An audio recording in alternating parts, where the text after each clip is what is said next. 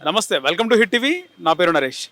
వరంగల్ రాజకీయాల్లో మళ్ళీ హీట్ చెలరేగుతుంది. కొండా సురేఖ తెలియని వాళ్ళు ఉండరు. వరంగల్లో వాళ్ళది ఎప్పటి నుంచో ఆధిపత్యం చెలాయిస్తున్న నాయకుడు. ఆయన భార్య కొండా సురేఖ ఎమ్మెల్యేగా, రాష్ట్ర మంత్రిగా, ఎండోమెంట్ దేవాదాయ శాఖ మంత్రిగా ఉంది. కొండా మురళి కొన్ని హాట్ కామెంట్స్ చేసిండు. ఎవరిని ఉద్దేశించి? కడియం శ్రీహరిని ఉద్దేశించి. ఏవని అంటే, కడియం శ్రీహరికి కనుబొమ్మలు సరిగా ఉంటాయి, తెల్లగా ఉంటాయి. రేవంత్ రెడ్డి గారు కనుబొమ్మలు సరిగ్గా లేనివాని మీరు నమ్మకండి అనే విధంగా కొన్ని కామెంట్ చేసిండు. సో సెటరికల్ కామెంట్ చేసిండు. దీనిపైన వరంగల్ మిగతా ఎమ్మెల్యేలందరూ ఒకటైనారు. స్టేషన్ గన్పూర్ ఎమ్మెల్యేగా ఉన్నారు కడియం శ్రీహరి. ఆయన కూతురు ఎంపీగా గెలిచింది కడియం కావ్య. మరోవైపు ఆ వరంగల్కి ఇంకో ఎమ్మెల్యే అయినటువంటి నాయని రాజేందర్ రెడ్డి కానీ, తర్వాత వర్ధనపేట ఎమ్మెల్యే, వీళ్ళందరూ కలిసి నాయని రాజేందర్ రెడ్డి ఇంట్లో ఒక సమావేశమైనారు. గ్రూప్ రాజకీయాలకు తావు లేదని, రేవంత్ రెడ్డితో మేము మాట్లాడతామని చెప్పేసి వీళ్ళందరూ కలిసి కడియం శ్రీహరికి సపోర్ట్గా కొండా మురళిని టార్గెట్ చేస్తూ కొండా మురళికి కౌంటర్ ఇవ్వడం జరిగింది. దీనికి సంబంధించి మనం వరంగల్కి సంబంధించిన రాజకీయ నాయకులను లైన్లో తీసుకుందాం. పరిస్థితి ఏంది, అసలుకి ఏం నడుస్తుంది, ఇవన్నీ కూడా తెలుసుకుందాం. అసలు కొండా మురళి కడియం శ్రీహరి వైరం ఏందనేది తెలుసుకుందాం. సార్ నమస్కారం. సార్ ముఖ్యంగా వరంగల్ రాజకీయాలు మీరు కూడా దగ్గర నుంచి చూస్తున్నారు. వరంగల్లో కాంగ్రెస్ పార్టీ అంటే క్లీన్ స్వీప్ అనే చెప్పుకోవాలి. కానీ కడియం శ్రీహరి ఆయన బీఆర్ఎస్ నుంచి రావడం జరిగింది.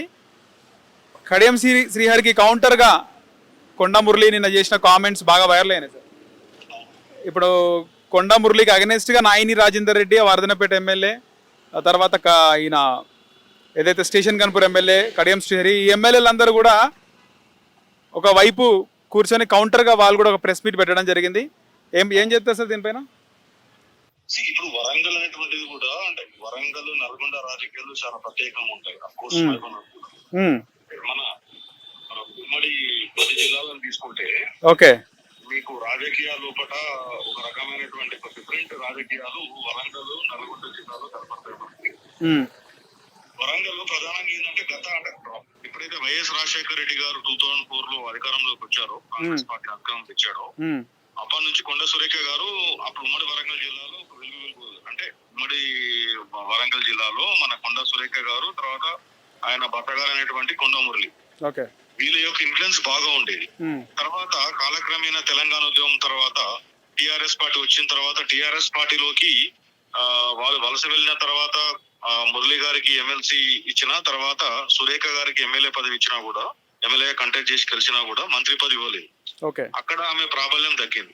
తర్వాత మళ్ళీ అదృష్టవశాత్తు ఏంటంటే అప్పుడు మీకు తెలిసిందే మన కడియం శ్రీహరి గారు కూడా తెలుగుదేశం పార్టీని వీడి టిఆర్ఎస్ లోకి రావడము, తర్వాత తను ఎమ్మెల్సీ అవ్వడము, ఉప ముఖ్యమంత్రి అవ్వడం, ఇదంతా జరిగింది. సో అప్పుడు క్రమేణా ఏమైందంటే వీళ్ళు టిఆర్ఎస్ లోకి వచ్చినా కూడా, ఎవరు కొండా మురళి వాళ్ళు టిఆర్ఎస్ లోకి వచ్చినా కూడా ఆధిపత్యం అంతా కడియం శ్రీహరిది నచ్చిందనమాట. తర్వాత మళ్ళీ ఇప్పుడు మారినటువంటి రాజకీయ పరిస్థితుల నేపథ్యంలో వాళ్ళు కాంగ్రెస్ లోకి వచ్చిన తర్వాత గత ఎన్నికల ముందు అప్పుడు ముందుగా కొండా మురళి, కొండా సురేఖ గారు వచ్చారు. వచ్చిన తర్వాత లక్కీలి వారికి కొండా సురేఖ గారికి పీసీ కూడా కలిసి రావడము, అందులో మహిళ కావడం వల్ల వారికి మంత్రి పదవి రావడము. తర్వాత మారిన రాజకీయ పరిస్థితుల లోపల ఇక బీఆర్ఎస్ ఉనికి ఉండదనేటువంటి ఒక వాతావరణం క్రియేట్ అయిన దాంట్లో తన కూతుర్ని ఎంపీగా గెలిపించాలని, అంటే కడియం శ్రీహరి గారికి ఏంటంటే మన బీఆర్ఎస్ సుప్రీమో కేసీఆర్ గారు వాళ్ళ కూతురికి టికెట్ ఆఫర్ చేసినా గెలిచే పరిస్థితి లేదు కాబట్టి, అంటే మొట్టమొదటిగా రాజకీయ అరంగేట్రం ఏదైతే తన కూతురుని చేస్తున్నాడో ఎందుకు ఓటమితో చేయించాలని తను బాగా అన్ని విశ్లేషణ చేసి కాంగ్రెస్ పార్టీలోకి రావడము, తన కూతురు తీసుకోవడం, కూతురు ఎంపీ కావడము. అప్పటి నుంచి ఏమైపోయిందంటే వీళ్ళిద్దరి మధ్యలో పచ్చగడ్డి వేస్తే బొగ్గమన్నాడు. 2 వర్గాలుగా విడిపోవడం, నారాయణ రెడ్డి గారు కానీ, మీరు చెప్పినటువంటి సిఆర్ గారు కానీ, ఇంకా కొంతమంది అంత నాయకులు ఒకవైపు వర్గంగా, తర్వాత ఇటువైపు కొండాముని వర్గంగా విడిపోవడం అనేది జరిగింది. సో అది ఇప్పటి నుంచే కాదు, తెలుగుదేశం పార్టీలో అప్పుడు ఎర్రబెల్లి దయాకర్ గారు మంత్రిగా ఉన్నప్పుడు, వీరు కొండా సురేఖ, మురళి గారు కాంగ్రెస్ లో ఉన్నప్పుడు కూడా ఎర్రబెల్లి దయాకర్ వర్సెస్ తర్వాత సురేఖ మధ్యలో వర్గపోరు ఉండేది.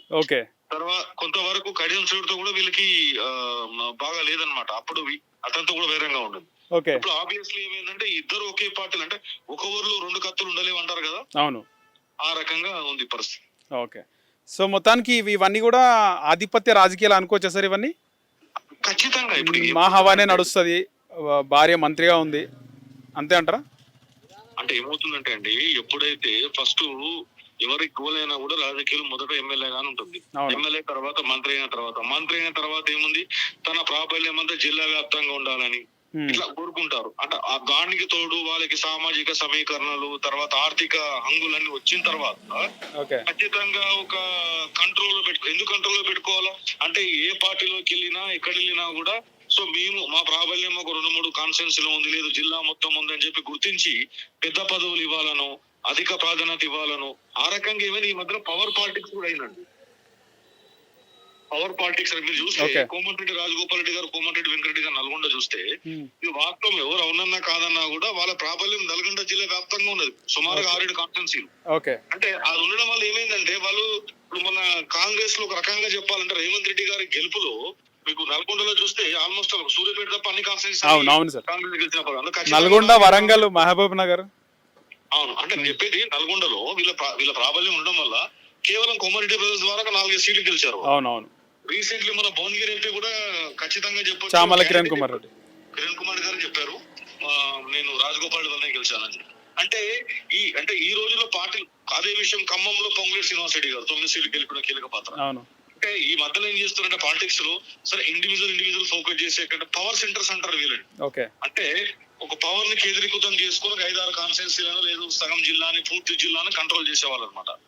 ఆ కోవలో కొండా సురేఖ గారి యొక్క ప్రాబల్యం రాజశేఖర రెడ్డి గారు ఉన్నప్పుడు ఉండే, క్రమక్రమేణా తెలంగాణ ఉద్యమంలో రోషే గారు ముఖ్యమంత్రి అయిన తర్వాత అతను రాజీనామా చేసి వైఎస్ఆర్సీపీ పోయిన తర్వాత క్రమక్రమంగా తగ్గించుకుంటూ వచ్చి కేవలం నియోజకవర్గం వరకు కొండ మురళి చేసిన కామెంట్స్ పైన కూడా ఎలాంటి డెసిషన్ తీసుకోవాలో కూడా మేము మాట్లాడతామని చెప్పి ఆయన చెప్పడం జరిగింది. హిట్ టీవీ యాప్, ఇందులో short news, live news, entertainment shows, movies, digital magazines తో పాటు మీ జిల్లా వార్తలను కూడా ఫ్రీగా చూడొచ్చు. ఇంకెందుకు ఆలస్యం, వెంటనే హిట్ టీవీ యాప్ ని డౌన్లోడ్ చేసుకుని ఫ్రీగా ఎంటర్టైన్మెంట్ పొందండి. Hit TV app. Hit TV app. Please download hit TV app. Hit TV app ని ఫ్రీగా డౌన్లోడ్ చేసుకుని ఎంజాయ్ చేయండి. మీకు నచ్చిన ఎంటర్టైన్మెంట్ కోసం హిట్ టీవీ యాప్ ని ఫ్రీగా డౌన్లోడ్ చేసుకుని ఎంజాయ్ చేయండి. హిట్ టీవీ యాప్ ని డౌన్లోడ్ చేసుకుని ఆస్వాదించండి, ఆశీర్వదించండి. ఇంతమంది సెలబ్రిటీలు హిట్ టీవీ యాప్ ని డౌన్లోడ్ చేసుకోండి అని చెప్తున్నారంటే ఎంత మంచి యాప్ ఆలోచించండి.